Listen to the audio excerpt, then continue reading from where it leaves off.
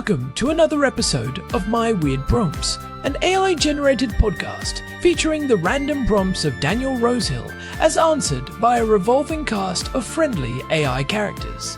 Join us for deep dives into AI, technology, and whatever other random thing Daniel finds fascinating today. Subscribe on Spotify or your favorite podcatcher. Now, today's episode. This episode was generated using artificial intelligence. Please verify facts. Hi there, Herman and Corn. So we've talked about AliExpress before and the kind of amazing supply chain that they have managed to create to Israel, where there is an absurd amount of demand for products. We've talked about the economics of that before, the lack of Amazon relatively in this country, and I guess all those factors conspiring to make people here really into buying stuff on AliExpress. And of course, it's a practical thing that people buy things that they need and can't find locally. And it's also at times a very entertaining platform. It's a bit quirky and eccentric, and you find stuff on AliExpress that you just wouldn't find anywhere else in the world. We talked as well about the fact that it's not all.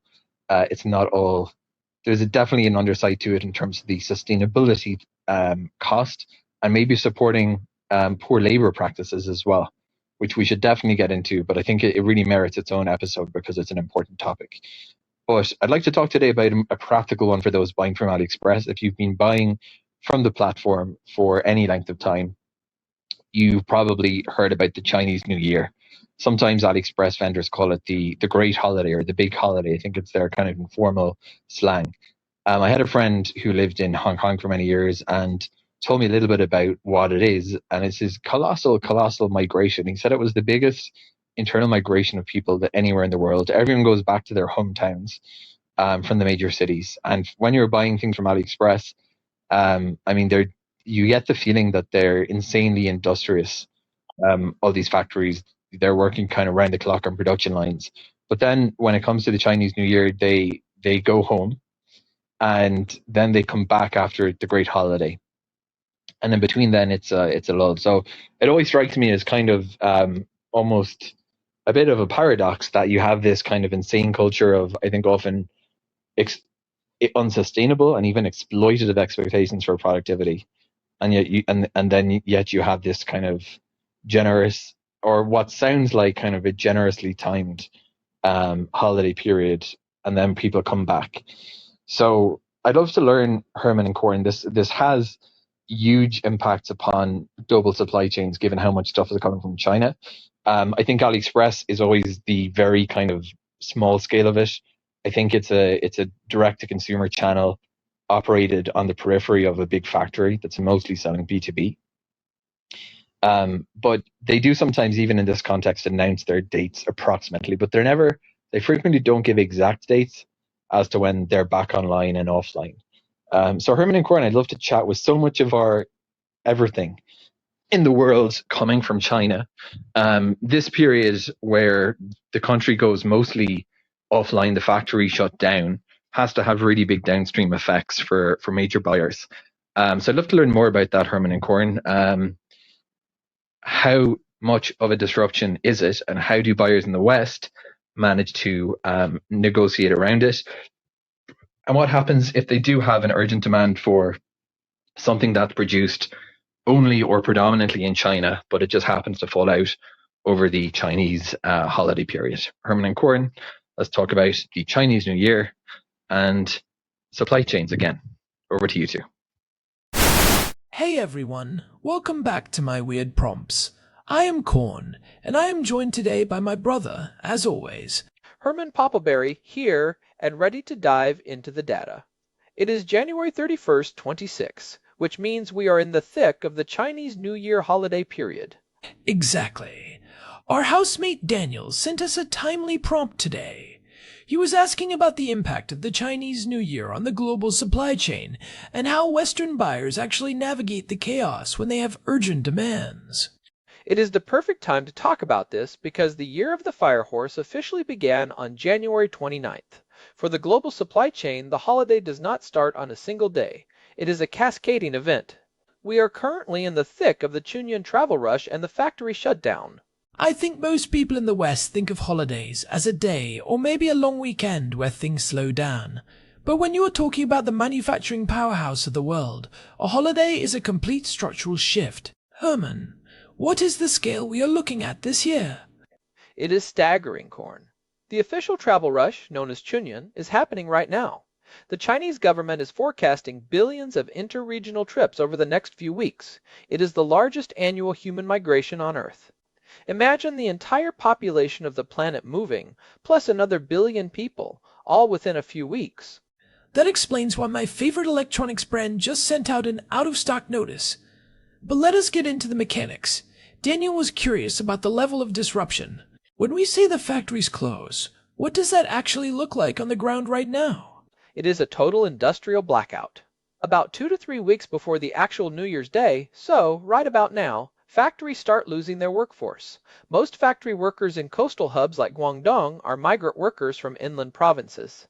They start leaving early to beat the rush. By the time the holiday arrives, the production lines are literally silent.